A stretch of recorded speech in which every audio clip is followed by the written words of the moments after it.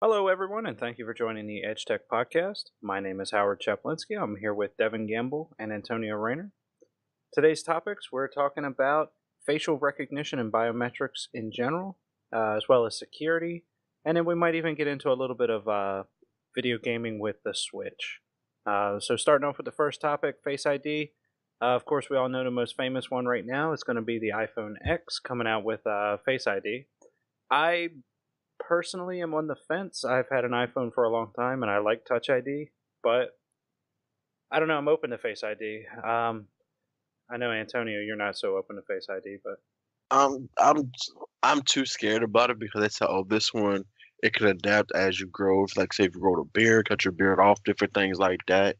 And it's kind of like that pretty much is the first part of like AI because it has to learn and adapt over time. But I'm like, what's the difference between learning and adapt over time versus somebody making like a clay figure, making something that get into your phone? So I'm kind of like how Devin is with security about this, like nothing's safe. And just like the whole facial ID just has me really thinking about like, how safe is this? Or like if I had a twin brother, that means we both gonna like each other's phones. well, I guess you have to be in that case. What do they call like twins that are very similar in genetic makeup? Identical. Yeah, I no, isn't identical. Identical. is it identical? I thought there was like a fancy science term for it. I'm sure there is, but yeah, okay. I'm So not a scientist. Look, I just know identical twins. all right, so yeah, so identical twins, I guess. Yeah, okay, yeah, that actually I didn't think about. I mean, I was leaning on the side of being more open to Face ID, but I guess yeah, I didn't actually consider that to tell you the honest truth. But I don't know. I Or I mean, think about like this, right? They're Not to cut you off, think about like this. monozygotic twins. How many people do you hear like, oh, does it look like this person looks exactly like somebody? yeah, but you got to remember how Face ID works. So it projects a map of little tiny dots on your face. So yeah, you might look like somebody, but do you look like somebody to a computer algorithm? You know. You So got to so remember that that little mapping on the face is checking for stuff that we may not necessarily be able to perceive initially. So it's checking for like eyebrow ridge height, nose width, stuff like that. For versus if you have an identical twin, your nose might be similar or it might be different, and that's what it's so checking you trying for. to say an algorithm can never be wrong? Now, an algorithm is never wrong as long as it's coded properly. Oh, okay. Yeah, that's This that's sounds like this. that's the What thing is that about movie I seen computers. of it? 2 plus 2 is always going to equal 4, Antonio. There's no getting around that. You sure it's not five? I guarantee it's not 5. Yeah, I don't know. Devin, what do you think? I know you're kind of on the fence a little bit about Face ID.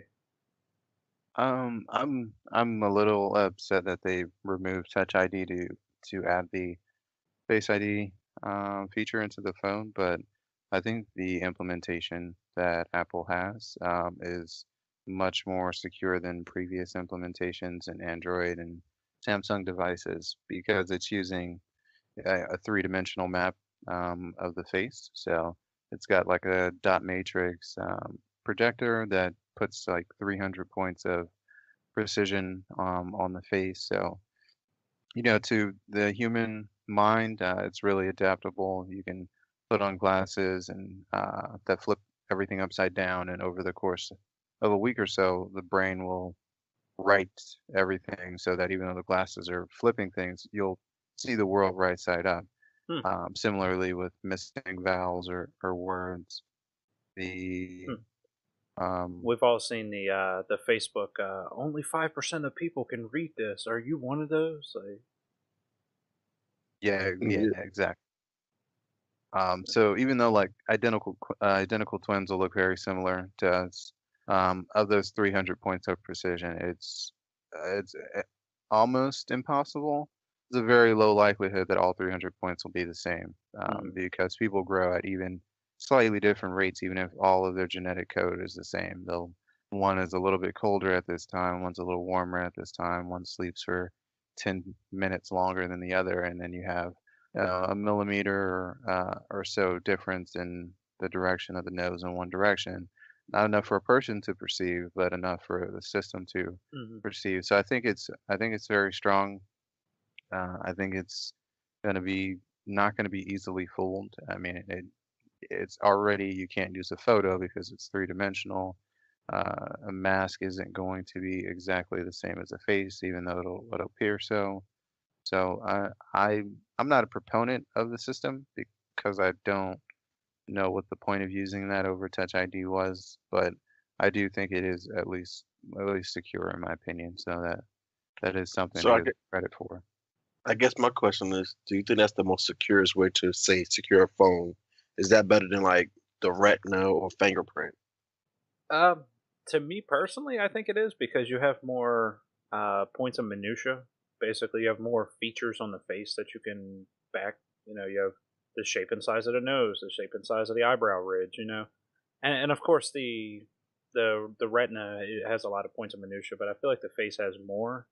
I mean, the government and big time data centers and stuff like that, they use these face scanners. Now, granted, these things are like the size of a shoebox, so they're obviously much more sophisticated. But I mean, these high security areas like this, they've been using these face scanners for a long time.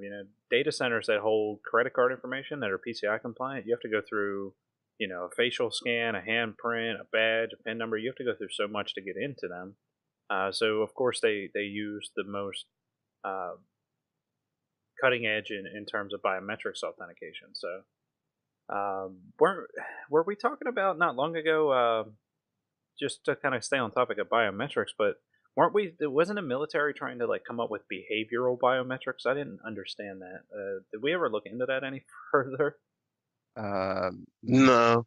no, I didn't look into it. Because I don't think there's actually any information on it. I think that them referring to it and their statement about slowly transitioning away from the Access ID cards, the CAT cards. Yeah, Um, common that access was card. really that's like the only reference to behavioral biometric Yeah, authentication. I really Because don't understand it. Like how he's walking slightly different today. All right, well I got fucked last night. All right, and I got a bounce on my step. Like I don't understand that. Like yeah, I laid pipe last night, so I'm a little giddy today. Like yeah, I'm gonna act a little different day to day. Like what are you talking about, you maniac? But anyway, back on Face ID. Yeah, I'm a little bummed they took away Touch ID because I had grown to like Touch ID a lot. It was so the first Touch ID was not very fast. It You had to leave your finger on the scanner for probably 2 to 3 seconds before it would actually unlock. That was back on the iPhone 5S. But after the six, I mean, it was quick. It worked very well. It's very accurate, and the thing about Touch ID too is over time it compiles like okay it allowed so when you first put your fingerprint on there it's very strict like it has to be exact almost in order for it to unlock the phone, but over time it as it reads your thumbprint for example, it picks up more points of minutia and then says okay it doesn't have to be 100% exact because it has almost a perfect copy of your thumbprint stored locally.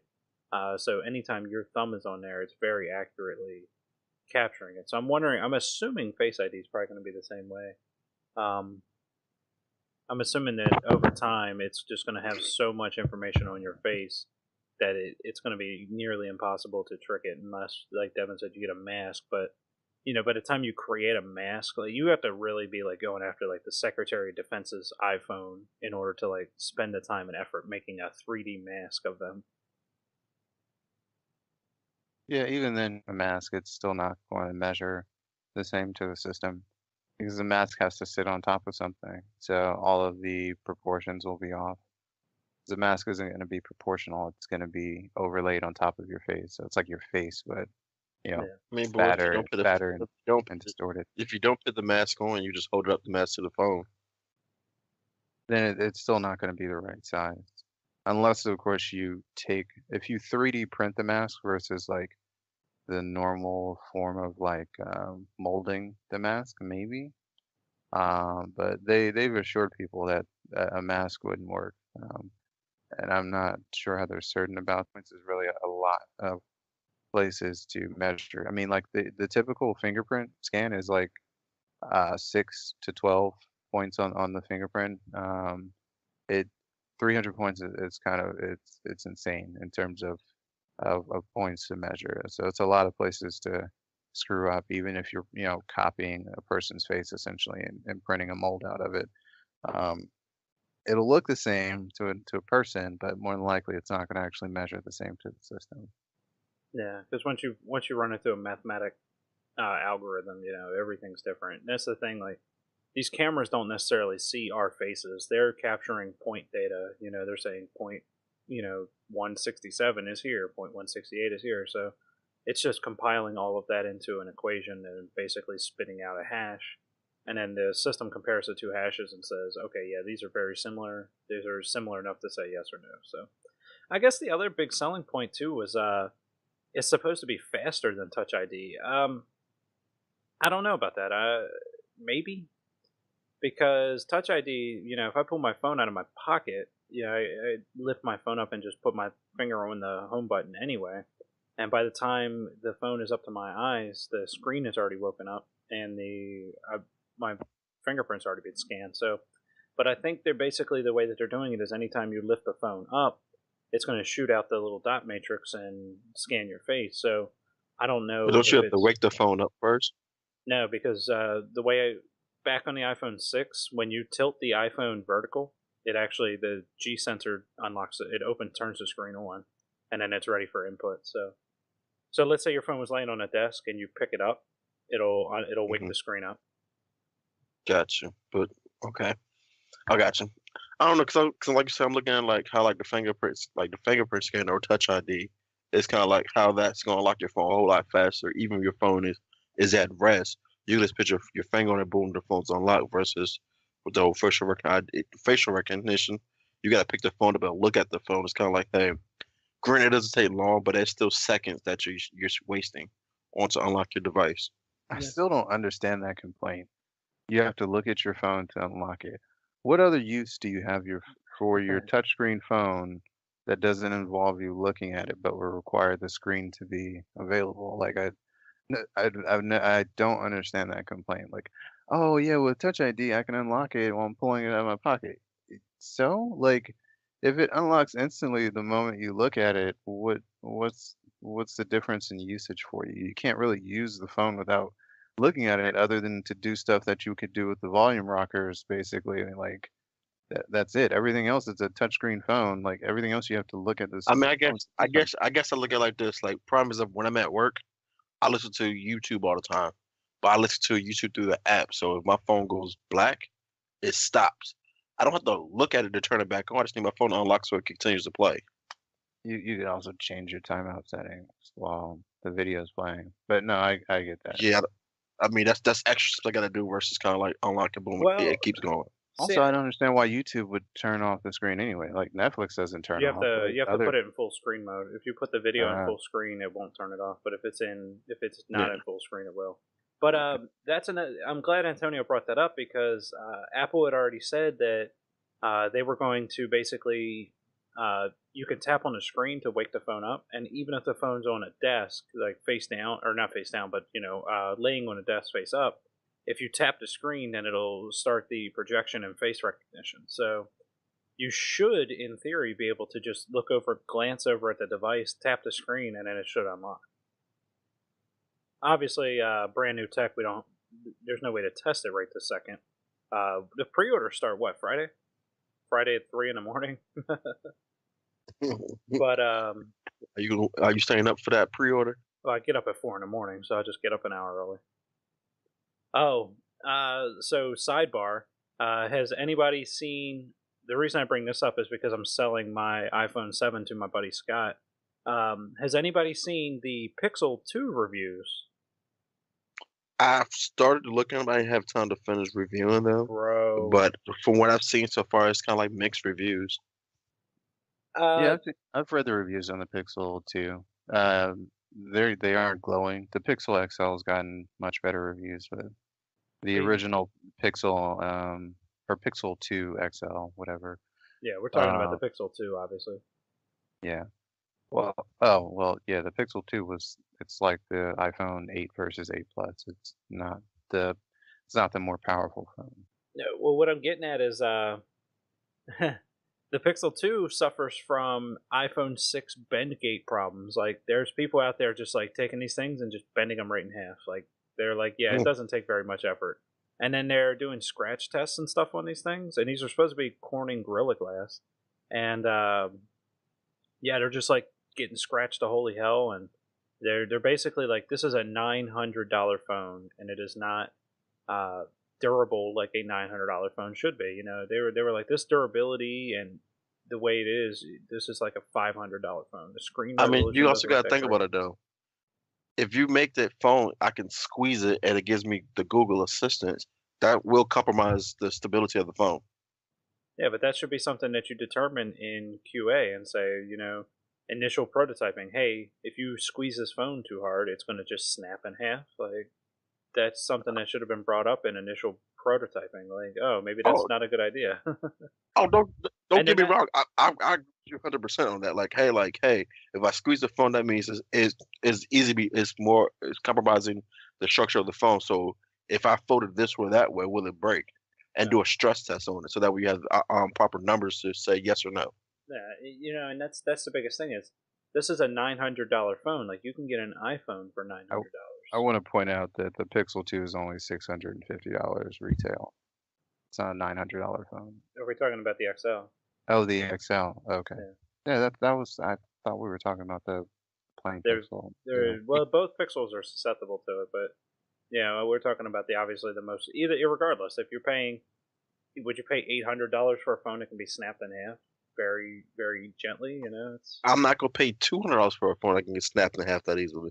that's what I'm saying. So the price point, it would be different. Like I said, if this phone was like a, you know, $400 $500 phone, but if you're paying a premium or a mostly premium device fee, then you should get a device that's up to snuff. I mean, basically they're having an issue that the iPhone 6 had. We're on the iPhone 8 now. It's, you know, even iPhone fixed it in the iPhone 6s. You know, it's doesn't take much to fix it, as shown in the 6s when they added the little brackets basically around the Well, power button and the sound and the volume rockers to add rigidity to it. So and I guess the question is too, do you cut them some slack just because this is their second phone? no, I'm not So cutting them any they're slack. still they're still relatively new to the market. You know what I mean, and the only reason I feel like they're this big just because Google's attached to it. If it wasn't for like if anybody else made this phone, it wouldn't be getting as much press or as big. But since you slapped the word Google behind it, it's like okay, now they have some heat behind them. Well, I'm not going to cut them any slack, unfortunately, because uh, I mean, as we saw with iPhone 6, like, that's clearly a problem, and other manufacturers obviously see what happens with you know, device defects. You know, Apple, HTC, LG, Samsung. When there's a defect from another competitor, they learn from that and they go, oh, you know what? Like in the case of the Note, like the batteries are exploding because the case is too tight. Maybe we should look into that. The case of the iPhone 6 bend gate, like, oh, the structural supports around the power button and volume rocker are weak. Maybe we should look into that and make sure our phone can't get bent in half. You know, and there's a certain degree of reasonability. Obviously, if you're subjecting a phone to 600 pounds of bending, then yeah, I expect it to fail at that point. But they're not subjecting these phones, like, people with their bare hands can bend these phones very easily. Specifically with the iPhone 6, it only took about 65 or 70 pounds to actually cause that thing to bend, and then at about 110 pounds, it actually just buckled and gave up. Which, you know, that might sound like a lot of weight or a lot of like force, but it's really not. Like, people in the street can do it with their bare hands and just take the phone and just bend it right in half. And that's the thing about this Pixel is it's just bending in half, which is something they should have learned from the iPhone 6 a long time ago. There's no excuse at this point. Like, that should have come up in product quality testing, especially if you're going to Part, charge part, no, I a agree. semi premium price point for it. That's what happens when you're not actually making your own devices, I suppose. Yeah, because HTC and LG make their phones. No. Did they make the Yeah. Pixel, or did Google actually provide a plant? I haven't really followed the Pixel much. I'm going to be Oh, honest I with don't, you. I don't, Nah. I know they manufacture. I don't know who actually designed it from that point. I don't know. Yeah. The original Pixel was a riff on one of LG's phones, I think, and this one is a riff on an HTC phone. They're not actually designing anything. I don't know why they just Uh, don't go back to the Nexus days where they would have HTC or LG or one of them make the phones for them. You that's know, basically all this is. They're just now calling it a Google phone, but Hmm.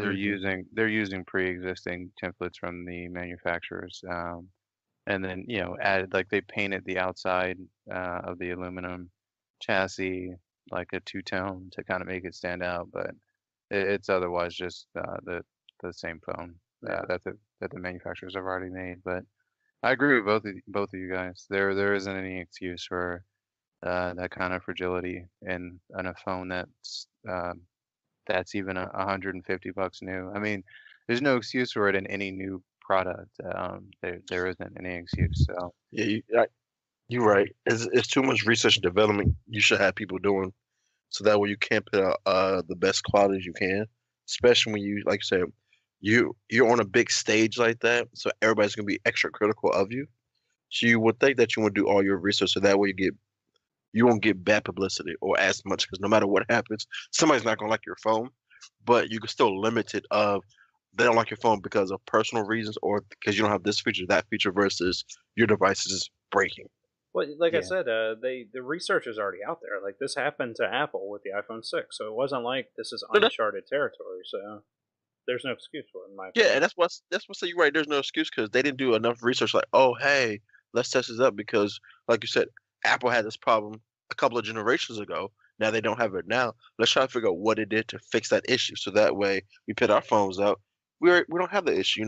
Let's learn from, like you said, learn from Samsung. They had the exploding batteries. Boom. Let's make sure we don't have that issue. You know what I mean? Right. Like these are precedented issues, so it's not like they're walking into dark territory on this. So anyway, not back onto our topic for security. So about WPA being broken, which is disheartening at this point, I guess, because what is going on in this world? I mean, it's like every other day somebody's being broken into. Man, can't we just live and not have to worry about No, being broken into? no. In the Antonio, words of Devin, anything can get broken into. Nothing is safe. Okay, nothing. true. Very true. That's what Jesus. like people like powerful kings and leaders and stuff learned a long time ago. Doesn't matter how long you're winning for or how invincible you look, everyone can fall. And so you gotta be on guard, I guess, is really Yeah. the kind of moral there. I Well, said be on guard and always think about everything's always ever changing. So try to find different ways to protect something in a different way that hasn't been out for how many years now? You know what I mean? Like I yeah. feel like the WPA part that was bound to happen. That technology's been out too long for people not try to sit here and try to crack it. So yeah, I don't know much about the specifics of the exploit. I'll refer back to our security analyst Devin Gamble here, but yeah, I know it's not actually the encryption per se that's broken. It's the way that the devices connect to the access point. I believe, right, Devin? Maybe I'm wrong. Uh, yeah, it's the way that the devices connect to the access points. It uses a a tokenized system, obviously, because that's secure. So there's supposed to be a unique token for each connection. That would be the most secure means of going about it. So the way this particular vulnerability or this hack works is you're spoofing a network, so it's you have to be close nearby. But you spoof an existing network. You take the MAC address and the broadcast SSID, and you spoof them so that a laptop or Android device or Linux device, so it thinks it's connecting to the same network. The vulnerability just falls in the way that both the routers and the clients, the hosts and the clients, are implementing WPA2. They're not using unique tokens for each connection. So you'll connect one time to a network, and then once you connect it that one time, specifically with Linux and Android, it won't request a token each time you connect. Again, it won't request or send one. There won't be that handshake between the router and between the router and the client. So moving forward, if that network is spoofed, now your Android device or your Linux device or even your Windows device, it will connect to that spoof network without attempting any sort of authentication that that's the legitimate network again. Oh shit. It'll just Okay. go, oh yeah, this is saved, this is good, let's go. So the initial connection is secure by the very high degree of security that you find with WPA2. But the subsequent connections are very, very vulnerable because it's no longer using that uh, that layer of security verifying that you're actually connecting to who you're supposed to be connecting to. Hmm. And then once obviously you're connected to an unsecured network or you're connected to this compromised network, everything that you send back and forth is now vulnerable to be taken advantage of. Yeah, of course. That's like there's a what's the name of the company? I can't remember, but I believe the device is called the Wi-Fi Pineapple. Basically, how it works is it's just a little battery-powered access point that does a man-in-the-middle attack. When you initially connect it to, you go into a Starbucks, right? You initially connect it to Starbucks Wi-Fi, right? So the internet is connected there, and then you broadcast the access point name as Starbucks Wi-Fi, and it's open, so people are obviously like, "Well, I'm in a Starbucks. There's free Wi-Fi here," so they just connect to it, and then your device intercepts all of their packets, makes copies of them, and then forwards them out to the internet, and nobody's any of the wiser. Now, of course, with SSL encryption and everything, certain information is not going to be publicly available, but if you capture enough of these packets, you can get personal information from people, because you can actually even then force a non SSL connection. So, if they go to a site like Facebook or whatever, you're not going to get too many credit card numbers that way because most credit card websites don't allow non SSL encrypted pages to do credit card transactions, and that's obviously by design. But you can force somebody off of an SSL page. So if they're connected to Facebook, you can basically deny the SSL page and they redirect them back to the non SSL page, and that'll actually go through. So you can steal their password, their email address, whatever they're doing to get on the Facebook. You can steal all that, and of course, now you can steal all their personal information because people store so much of their information in social media. And then, of course, from there you can really go ham on them. So I guess it's a similar principle. But you're compromising a legitimate access point at that point. You're actually spoofing a legitimate access point. So it's a very similar concept, Yeah, except it yeah, requires less work, I guess. yeah. It requires even less work. So the the patch is simple, right?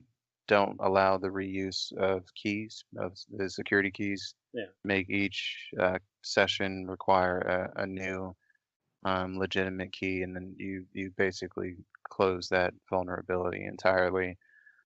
So Windows is working, Microsoft is working to patch Windows. It should be available in like a November security release. Apple is working to patch their Mac OS and iOS systems. Should be available in October. Google is working to patch Android, and it should be available with like their November security release. Only problem is that Android is completely fragmented. So those security releases go out to maybe like 15-20% of the devices out Yeah. there. Basically, if your Android device is 18 months or older, you have a very low chance of getting any other updates whatsoever for that device. Well, I Now think that's we've talked about that in general, haven't we, with the way Android does updates? yeah, yeah. Well, yeah, it's not the way that they do updates, but yeah, it's a consequence of them not controlling the hardware at all whatsoever. So you have disparate manufacturers producing hardware, and then you have Google kind of supplying a baseline operating system, and then they get to do whatever they want with the operating system. So it's really kind of on the manufacturers, and I don't know that they have any ability to control that so much. So I But is mean, this tying back to last week? This is what we were talking about last week. What's their incentive to? oh, If you have an S5 and the S8 Plus or the S8's out now, you go when you call, hypothetically, Samsung, and you're like, my S5 is vulnerable to this vulnerability. And they're like, well, the S8's out. Go buy the S8. Yep. So there's really no incentive for them to market that. Obviously, they're going to patch the S8 and probably the S7, but what's to incentivize them to patch anything else? No, they probably won't. So those devices will continue to be vulnerable. You And don't it's a think they'll big, patch them? it's like, I don't want to understate the vulnerability. It's not like just a proof of concept. It's really easily accomplished. And it makes it so because you've now spoofed the network. You spoofed it because you were able to grab that old security key, right? It's been being reused, or the token, the connections token, because it's being reused. But now that you have that token, you can also decrypt all of that encrypted traffic Oh, yeah. between You're right. the client and the host. So everything that you thought was securely traveling between your phone or your tablet or your laptop, and your router, all of that is decrypted, like as if you were using a public network out in Target or Starbucks or something like that. And as we all know, folks, you don't want to use a public network to transmit any kind of private or confidential or secure information. But the spoof makes it so that even your home network, or more importantly for enterprises, which is kind of the more troublesome bit for enterprises, is that they have like set networks, where it's not going to be all that shocking for people using them to run into a dual network. Their computers will just automatically connect to them because that's the network that they've used. So then you have the potential for more more breaches, more intrusions into networks, more loss of data. So it's a really big hole. It's a big find, and it is something that we're gonna have to pay very close attention to, because it's undeniably going to be taken advantage of. The scale to which is really going to depend on how much footwork people want to put in. But I mean, if you can imagine your office space, if you work in a big corporate building, you've got this, one or two or three networks that everyone's able to use to have Wi-Fi access. Someone's able to, spoof that because the token is not unique. It's only created one token the first time you signed up to use the Hmm. network, and now it's just automatically connecting every time you turn your computer on, your phone on, and you walk in the building. If that's spoofed, and this is an internal network, you're more than likely sending information that you don't want leaving the internal network of the organization. And now every bit of that is free. It's a gold mine. You got hundreds of people sending, undoubtedly some bits of that information are going to be gold. Trade secrets, social security numbers, FMLA information, personally identifiable information, PCI information, tons of stuff. And this is a big hole. It's Right, yeah, easy to because fix, but for Android devices, it's not going to happen quickly or ever completely, really. And it can happen on the host side as well. So you can update your routers and your access points, which for an enterprise would probably be a faster route because they have fewer of those, just to ensure that their network is hardened. But yeah, well, a as lot a of them, like with Cisco type routers, uh, they use like a Wi-Fi access point controller. So the access point, all it does is actually connect the wireless. All it does is broker the wireless connection, and then all the information is just transmitted along the hard line back to the controller, and then the controller does all the work. So if you're talking about, you may have in a major organization with multiple offices, you may only have 20 of those in an organization to patch, versus how many access points they have, 1,000. But if you only got 20 platform controllers to patch, that's a lot faster than, waiting for people's devices to get patched and stuff like that. So, yeah, that's going to take a while longer. But everyone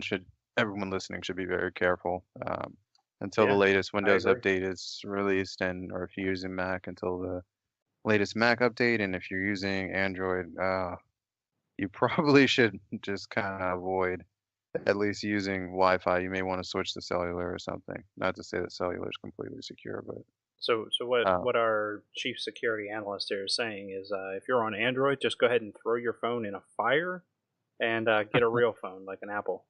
Get you Hey, an hey, iPhone. hey, hey, Hey, watch your mouth now. Watch your mouth. Apple's also vulnerable right now. It's just they're going to be able to patch their devices more quickly because they can force it all out because you got really one set of hardware for several years.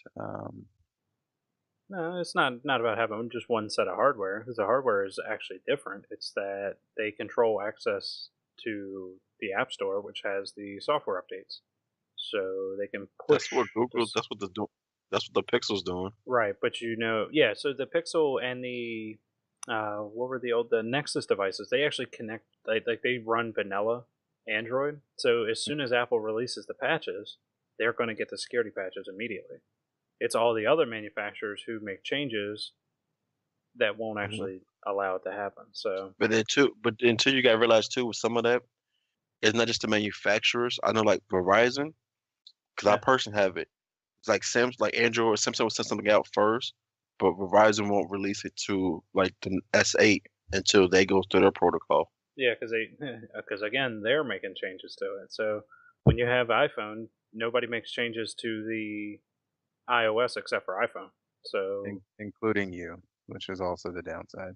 When you have iPhone, only iPhone make change to iPhone. I Make mean, it simple so everyone, including grandma, can use. yeah. But what exactly are you doing on your Samsung phone that you can't do on an iPhone? It's hard to You say. can't customize your phone. Haven't In really used an in what iPhone in a long time. in what way can I customize my phone? We had this conversation before. You can't change your app sizes, how your apps look. Okay, you're focusing on app sizes. What else can I do? I'm talking about like so I look at it as like prime example. If you pick up two iPhones, they're gonna be identical minus like say the wallpaper. Yeah. But you pick up two Android devices and they can look totally different. You have different themes, different layouts, how you can change everything where Apple you can't customize it to that extent. And again, that provides better security. When you look at major operating systems like Okay, Windows, you just asked me what can we do. Hold on, we just asked what can we do. I'm telling you about customization. yeah, It's kind of like a car. Hey, we have the same car, but my car looks different because I put rims, I tinted the windows, I did this and that third to it. It's like, hey, you can always root the device if you want. So there's a lot of stuff you can't do yeah, on but stock this I could do Android. this without rooting it. That's the whole point. I think you're nitpicking. Like You're And you talking. can't root I'm an not no, iPhone I, and I get what you're jailbreak an saying, but iPhone. just about rooting it. That means there's an extra step I have to go through to be able to customize my phone. With Android out the box, I can customize it without rooting my phone. I like I said, I think you're nitpicking. I mean, you're talking about themes and stuff like that. Like to anybody that cares, like why does that matter? Like like I can't make my icons Because bigger or it's the smaller. Like same. It's the same thing as in like, why do I care if my house looks different from my neighbor's house? Because some I people. wanted to personalize it to me. I want my phone to speak about me. Hey man, you ever But been into those cul-de-sacs out there where all the houses look the same? That happens yeah, all the time. Little right. I don't live. houses on the hillside, Yeah, little houses on the hillside. yeah. Hey, And they're 19 all made I, of. I mean, 1950s America, man. They all had cracker boxes. Are you kidding? man, I get that, but do you still see like, prime example, where we work at? You see, going down the street. You have your traditional, you have your modern, you have different houses because people like different things. So they always want to say, "Hey, I want this to speak to me. I want to be able to customize things or how I want something." Hey, that's fine. Look, you change your icon sizes, I'll make sure my Wi-Fi is reasonably secure. I mean, there's a ton of differences. I mean, stock Android phones have manual mode in their cameras without having to download an additional app. You have different display settings available where you can change the entire color spectrum of the display for like sGRB versus RGB versus a completely blown out oversaturated display spectrum. We haven't even spoken about custom ROM, so obviously you can root the device. You can adjust the kernel, change the speed of the CPU, change the speed of the GPU. You can change the operating system entirely. You can put a new OS into the phone that adds features, removes bloatware, which is what we were talking about, slows down the release process for the operating system update pipeline from Google to the device itself. So you can remove that bloatware that comes in as the carrier gets their hands on the device which speeds up the device. There's a number of things, and like I said, I haven't used iOS. I'm planning to give it a try, but there's applications on my phone that interact with each other that aren't purposeful interactions for the initial application developer, so I can pull information from one application into another or save it locally on my device. And the way that Apple locks down their ecosystem, I don't really expect that will work. So, and not to mention, just speaking specifically to Samsung and going back to our previous conversation, I am going to miss that magnetic secure transmission. I've found it very useful when I don't have like a card with me. But no, iOS or Apple's doing an okay job, and Apple is iOS, iOS is Apple. They're doing an okay job of adding features that Android has had for a number of years that's made Android stand out. So now they have wireless charging, now they have fast charging. A little while ago, they added a notification tray. So those are all useful parity pieces, but these were the things that made Android stand out. And you still have that customization factor well beyond the icons to the point where you can run secure shell commands from Android. Again, you can get into the kernel. Again, you can But change again, the we're OS. talking about a goddamn cell phone. A cell phone Why do we need to in which run secure shell? Why do It's I a need to change the a ROM? cell Like, phone in which the cell it's phone a costs mobile computer. no, it's not a the cell mobile phone. computer. It's a cell phone. It is a cell phone at the end of the day. Well, no, at the end of the day, the cell phone costs $1,000. It's running, most of the cell phones now are running on an x86 CPU at very least, not necessarily an x86 platform. Um, they are being compared to, as a part of Apple's presentation, Qualcomm hasn't quite done this because their processors aren't as powerful. It's being compared to and benchmarks and really performing well compared to Intel's mid-range, low-power laptop processor. So this is something you have with you at all times. I can't fit an 11-inch Chromebook or MacBook into my pocket and carry it around with me at all times, but I can do that with a smartphone. And if I'm at a desktop or someone else's house and I don't have a laptop with me, I have a phone in my pocket that's running at 2.5 gigahertz with 4, 6, 8. Well, these new phones actually have 6 and 8 cores, the um, two competing systems. They have 6 and 8 core processors. There's really 4 gigabytes of RAM or 6 gigabytes in the Note 8's case. That is more than enough processing power. USB-C output. You have extremely fast flash storage. It's no longer just a cell phone. It's no longer just even a smartphone. It's a mobile computer, right, with passive cooling and the ability to make cellular phone calls. So being able to do that, obviously it's not for everyone, but that is the standout feature. And being techies, some of these features do very much come into play for us. You know, I can put my phone into debug mode very, very easily with an Android and change the animation speed, the animation scale, so the transitions look completely different. And again, it's a customization piece, but it doesn't necessarily change the security of the phone. I'm not allowing the installation of non Play Store applications by default just by enabling debug mode. It just gives me debug mode. And then I have the ability to force uh, GPU acceleration of animations. You have the ability to show your pointer on the screen, things that don't matter to everyone, but for the people that it matters to, like per- conceivably us, it's useful to have those things available. Whereas in the iPhone, you're a lot more locked down. It runs smoother. Yes, that Camry will run very smooth for a very long time. Some of us want cars that are, devices that are a little bit more customizable that have a potential to perform additional functions, let's say. Look, I'm just on the team of treating a goddamn cell phone the way a goddamn cell phone gets treated.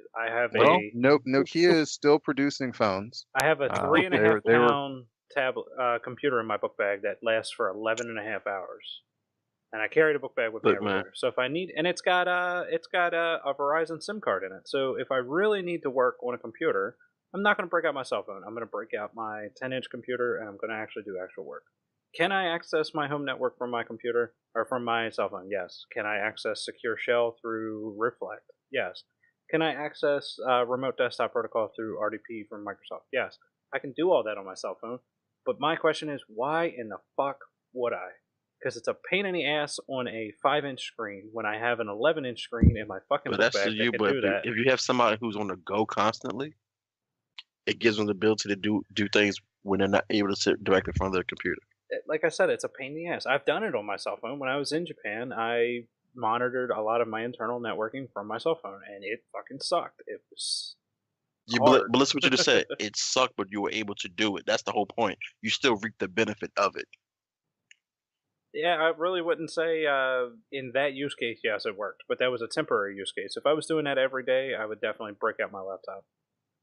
I You don't definitely have to would do not. it. You don't have to do it every day. I don't take a ton of photos every day or record 4K video every day, but I still do it, and having it available is still useful to me. I really wish I had stereo speakers, even though I very rarely listen to music from my phone. I have wireless headphones, wireless Bluetooth speakers, speakers in my car. But if in the instance I want to show someone something, it would be great if it weren't all blasting from one side of the phone. That's a You guys, downside I of thought the you phone. guys on the S8, I thought it came out of the earpiece. Now it didn't. No, No, Oh shit. none of their phones have stereo speakers, I think. Hmm. I mean, I thought I they think the Pixel has stereo speakers, and HTC, that's been their HTC has thing. that weird. Yeah, they have that speaker at the No, bottom. Yeah. it's I not think weird. It's Motorola has it too. really actually like good. They were like a pioneer before anyone else added it. They had like their boom speaker setup, whereas it's really loud from both ends of the phone at the same time. Yeah. But the phone was like a failure otherwise. But Typical besides HTC. the aluminum design, because everyone took that on after they kind of spearheaded it. Yeah. Anyway, so we're getting off of cell phones. Yep. But yeah, So if I can save 3 pounds, you know, and not carry a bag around with me, I will. I'm the person that doesn't want to carry a wallet. So if I can avoid carrying a book bag or a laptop bag, messenger bag, what have you, I'll do it. I mean, my computer only weighs like 4 pounds. It's got 15-inch screen, everything's, you know, fast. It's really capable. But when I can avoid carrying it around and leave it, you know, in my car, my desk, and only use it when it's required. If I need to type out a lot of text or I'm trying to RDP into one thing and open a virtual machine and somewhere else and also use the local computer at the same time and some external monitors, fine. I'll pull it out. I have no choice. But otherwise, anything I can do through the phone, one RDP connection, enterprise email. I don't honestly use Secure Shell that often. It's maybe a couple times a year at most, but when I do, a lot of times it's using it in weird situations that I typically wouldn't have my laptop with me, or I wouldn't want to try to fit my laptop into the same space. So, um, but yeah, it's you know it's different strokes, but those are the differences. But I mean, again, here we're techies, so we are keeping devices that are within the upgrade spectrum for Android and obviously for iOS. So we're not using 3 or 4 year old devices in this circle of gentlemen, um, and even our immediate circle outside of that. So and Devin the uses that term very loosely, specifically in reference to Antonio. Hey now, hey now. I'm sorry, bud. I didn't mean to put you out there like that, but yeah, so all the phones are they're for the most part the phones are equally updated. Obviously the iOS updates come out a little bit more quickly, but then you do still have bugs and stuff that have to be ironed out and you're waiting for latter versions of the releases, but you're only looking at maybe a 4 or 5 month gap in terms of update speed. And we do get security patches outside of the major OS releases. So the security vulnerabilities are patched on like a monthly, bi-monthly basis, at least for Samsung newer devices. So that difference is pretty minor at this point. Just like kind of the feature difference is pretty minor between the two operating systems. They're really moving towards a point of parity really at this juncture in time. So Anyway, Don't use your Android device.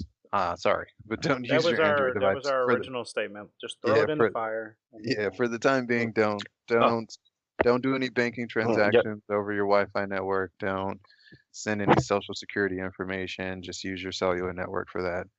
The vulnerabilities in the cellular network aren't like data cracking encryption vulnerabilities. They're more like if someone has your phone number, they can track you. But we'll come back around to that at another time.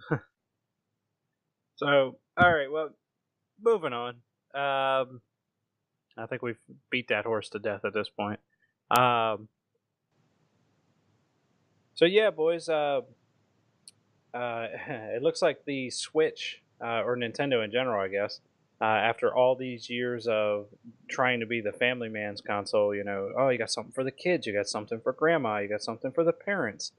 Now they're actively trying to get M-rated games on the console. So they're bringing Doom, they're bringing The Binding of Isaac, they're bringing Galgun. Very, very different genres. I mean, Doom obviously hardcore in the action and violence. The Binding of Isaac is it's like a psychological game where it's really heavily religiously themed, and then Galgun is a very sexually oriented game. So it's very uncharacteristic of Nintendo to want to bring these games to the Switch. And it's not even that they're just like, okay, if you guys submit them, we will approve them. They're actively trying to bring them to the platform. So they're basically like, yes, make it. So I don't know the Switch, but I don't know. Do you guys think this could theoretically bring Nintendo back into relevance? I mean, they've really lost a lot of. I think it will, just because you have a lot of people who get Switch just because of the quote unquote kid games or like the friendly games for everybody, but they still crave to play like their first point shooter games. You know what I mean? Mm-hmm. So it's kind of if you give those people the opportunity to play something like a Grand Theft Auto, you open up your market that much more to make more money. Especially because the Switch is on the go, where you can play it on the go and at home. Where it's, you know what I mean? So it's kind of like, hey, I could be sitting in the airport playing my Switch, playing Grand Theft Auto. Boom, on the way home, I can plug it back into the console. I can play on the screen. Like, I'm able to play both. You know what I I mean? just sat here and imagined, like, Mommy, what's wrong with that man? And then it cuts to a scene of you just playing Grand Theft Auto, but you're like, yeah, fucking die, you bitch. Yeah, give me my money after sucking my dick, you whore. Like, whoa. Don't look at him, sweetie. But you feel what I'm saying? Though, like you have the ability to play the games that people actually love. Like adults love to play first person shooter games. I'm sorry, who doesn't love a Grand Theft Auto, a Call of Duty, or something like that? I But love those Grand are Theft Auto. My yeah, favorite those part of Grand Theft Auto was going in, or Grand Theft Auto 5, was being able to go into liquor stores and then yell at people to get you the money faster. So I got to really live out my inner convenience store burglar. I tell you from Baltimore. Oh man, I don't want to hear that. DC's just as bad. Like you act like nobody got robbed in DC. And I'm not saying they don't. I'm just saying though, But you get what I'm saying. So I feel like by them opening the platform up to rated for mature games, different things like that, it will give them a better chance to be more marketable. Because I mean, back in the day, they used to have it. They used to have like a bunch of different fighting games, like on the Nintendo Cube and stuff. You know what I mean? So it's kind of like Yeah, but those were never really like hardcore. Like what really actually stopped this was when back in the 80s and 90s when Mortal Kombat and stuff came out onto home console. The then president of Nintendo of America said, so basically Congress was like, do you think that kids should have access to Mortal Kombat where you can rip somebody's spine out? I mean, honestly, that's like, I think those games get like T ratings now because that's how like weak that stuff is. But back in the 80s and 90s, this was like, oh man, video games are teaching your kids how to rip people's spines out. Like people were just like so against video games at the time. But so they had this big congressional meetup, and that's basically what formed the ESRB. Is Congress was like, either you regulate yourselves or we're going to regulate you, and basically nobody wants the government to regulate them. So they were the manufacturers and everybody caved immediately, like, oh, okay, we'll do it. We'll take care of it, we promise. And but at the time, Nintendo of America basically bashed Sony, or not Sony, Sega, because Sega had the uncut version of Mortal Kombat, where if you punch somebody, you saw some red dots on the screen that were representing blood. And Nintendo was like, "Oh, we take that out." So they really threw Sega under the bus in front of Congress, and basically they put this stance that Nintendo will never make games for its platform or allow games on its platform that aren't family friendly. So I really think that's where it stemmed from. So, in my opinion, I'm glad that they're going to allow more M-rated games because, like you said, there are people that want that and they want that on the go. They want that for the platform. I buy the Nintendo for my kids. I don't have kids, but I buy Nintendo for my kids, and I mean, the kids go to bed. I want to play Grand Theft Auto. I want to rob liquor stores. That's what I want to do. So, what do you think, Devin? Yeah. You got a PlayStation, right? Yeah, I haven't really been into the mobile game systems in like a really long time. So for me, I still kind of associate them with younger people. Although like speaking to other like gamers that I know that the systems are for like adults. And like Nintendo really like seems to appeal to like nostalgia more than anything else. Like they aren't, it doesn't seem at least like most of their business is coming from like new children picking up their games. It's that they're older IP, like the Pokemon Go game, um, there's like an throwback Links game, the Mario games. Yeah, Zelda. Yep. Yeah. Yeah. Those all really appeal to nostalgia and like adults, and those are who pick up their gaming systems. And I think it probably would bode well for them. Not well enough to make them really relevant because they don't make a home console that competes at all, but they do dominate in the handheld section. So they could continue to do that and perhaps even experience like full market saturation if, in addition to their nostalgia based IPs, they added, they don't even have to develop the games themselves. I know they're kind of opposed to doing that, but at least allowing developers to port more mature games into their platform, I think probably would bode pretty well for them because I think a larger than is expected proportion of their demographic is actually like full adults. Not to Yeah. mention that in this day and age, like pretty young children are exposed to pretty violent games like the Call of Duties and the Destinies and the Assassin Creeds and the basically I mean, every but you games gotta that look are at that. Not even available. just games. Not even just games. You gotta look at like TV shows nowadays for kids. Yeah, I purposefully stayed away from that topic because then I was going to go into the whole what the internet has to offer. So Yeah. I mean, the thing about it is it's to me personally, I look at it like this. It's not me as the creator or the manufacturer or the supplier of these games or this content to regulate who gets access to it.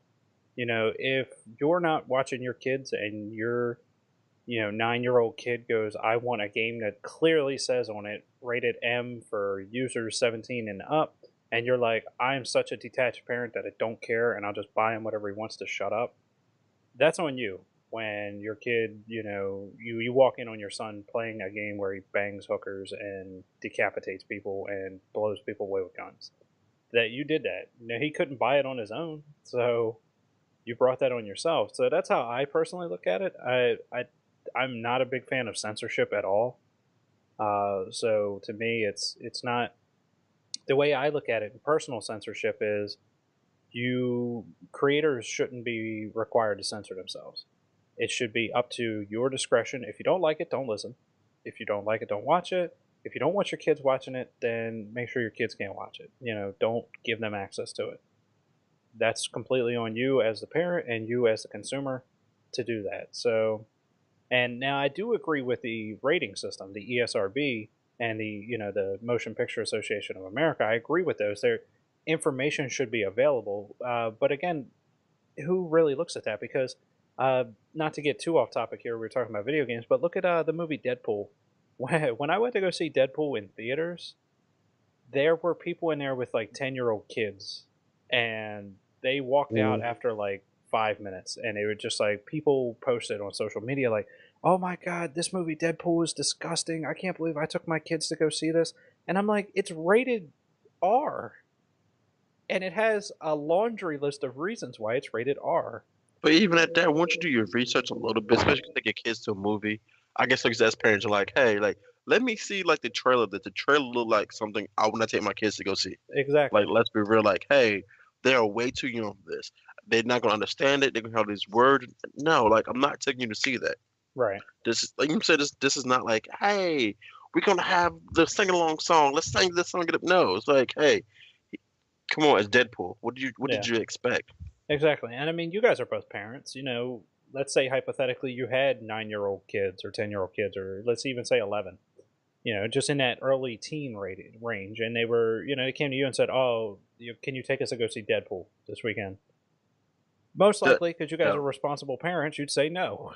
yeah, I'm saying no. Try No, again. yeah, it's not going to happen. You know, and that's the thing. Like when you look at the cover art for Call of Duty, you know, it's pretty indiscriminate. You know, it doesn't really have a whole lot, but in the name, it's modern warfare, advanced warfare. Like it's clearly got warfare themes in it. You know, from its name, it's based on potentially graphic war violence. So if you're a parent purchasing this for a younger child, I don't feel bad when you walk in on your kid blowing people away with a rocket launcher because you did it to them. You're enabled it. So that's on you. And that's how I feel about you know, all this censorship in general. But that's way off topic. We were talking about the Switch bringing mature content back, and I'm glad that they're doing it because I don't feel like developers should be restricted. And to be honest with you, I think Nintendo's going to benefit substantially from this Mhm. because you know now they can really start getting the indie developers that want to develop for the Switch.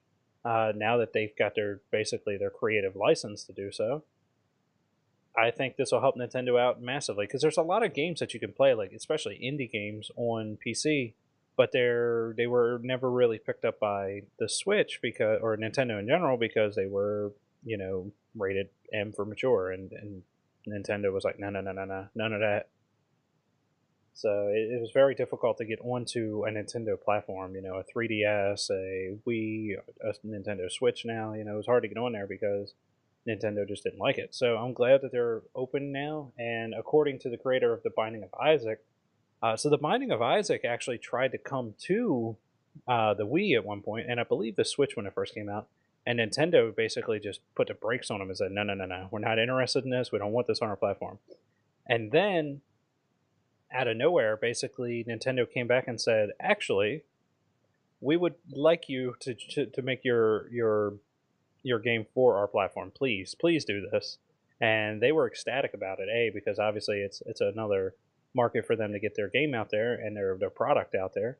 But the fact that Nintendo came to them and said, "We want your product on our platform," which not very long ago they had said, "We don't want this at all. Please stop asking us." So it's just I guess it just is a shift in marketplace for a where Nintendo is going, and b I guess where the gaming industry is going as a whole.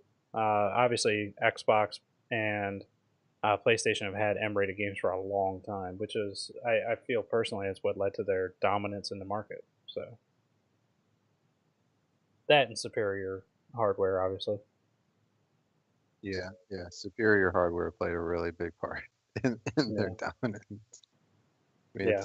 it's a completely different experience. Oh yeah, yeah. I mean, when I look at my PlayStation 4 Pro, it's the people look almost real. It even goes harder than that. Back when Halo 4 came out, yeah, it was Halo 4. It was on the Xbox 360, and I remember watching a cutscene on the Xbox 360 for Halo 4, and I swear, I swear to God, this I thought this was a live action cutscene. The people looked incredibly real. I mean, if you'd have told me like this that they shot this in live action, I would have totally believed it. It wasn't until I started looking at the hair, because obviously hair is very difficult to make in a 3D platform.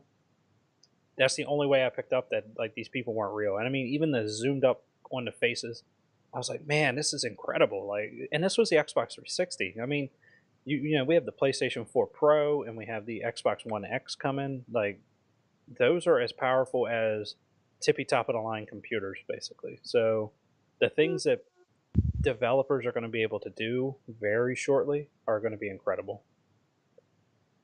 Should be top of the line computers.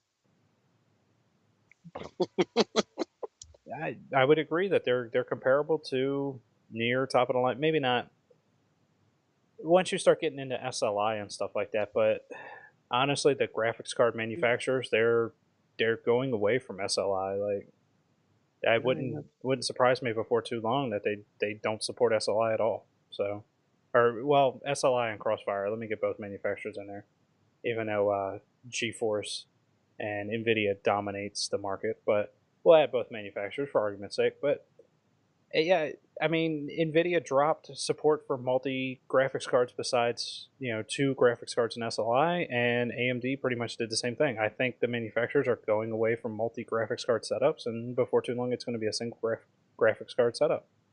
Okay. So the PlayStation 4 Pro has 4 teraflops, right? Mm-hmm. Processing power, and the Xbox One X has 6 teraflops. Yeah. The tippy top of the line graphics card, the GTX 1080 Ti has 11 teraflops. That's almost twice as much processing power Yeah. as the Xbox One X, which in and of itself is also impressive, but it's closer to like an upper mid range. You just can't afford to make it as powerful as a tippy top of the line computer. And I can understand that, but when you have those kind of limited resources, it requires a lot of optimization. So before too long, like I said, I think that these manufacturers or these game developers are going to have games that look consistent across all platforms, whether it's on PC, whether it's on Xbox, and whether it's on PlayStation 4. Because once the game engines catch up and they can start optimizing their content and their runtimes and everything for the consoles. And trust me, I'm a gamer all the way. Like I have a PlayStation 4 Pro, I'm a PC Master Race gamer all the way.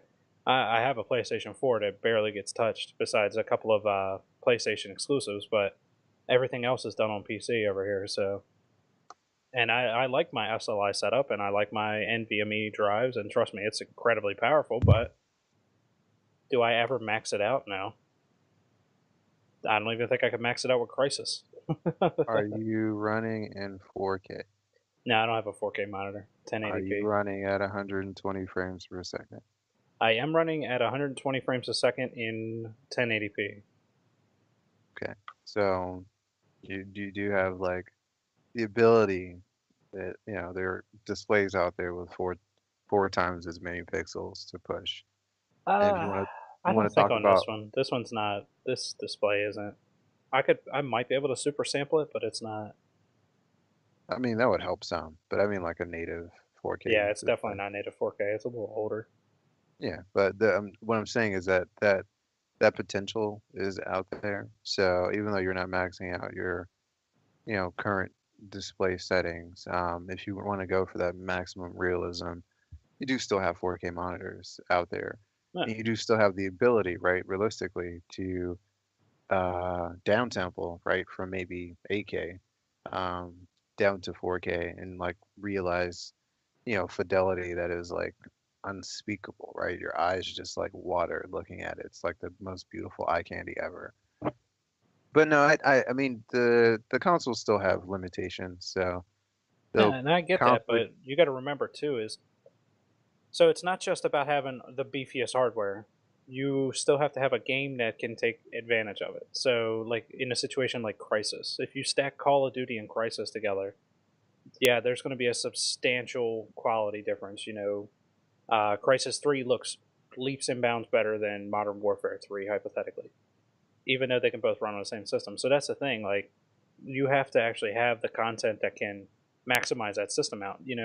There are a handful of AAA titles that are just the graphics quality just blows everything completely away. But for the most part, most titles aren't going for the super high end graphics. Can they get there now with console? I think so, but they're not going to be like super duper fine detail where you can see hairline scratches in a character's face, because the action's going to happen on screen so fast that nobody's going to notice it. Are there going to be devs that make that? Yes, but the vast majority of devs out there aren't going to put that massive amount of time into that kind of quality because it takes too long in development. If you're trying to put a game, trust me, I'm not advocating for this, but if you're trying to be a Call of Duty, and put a game out every fucking year for some reason, you're not going to put that kind of effort into the quality. But that's the thing, when you look at a lot of games that come out, yeah, there are a handful of blockbusters that come out that just absolutely blow away the quality spectrum. But for the most part, most games that come out aren't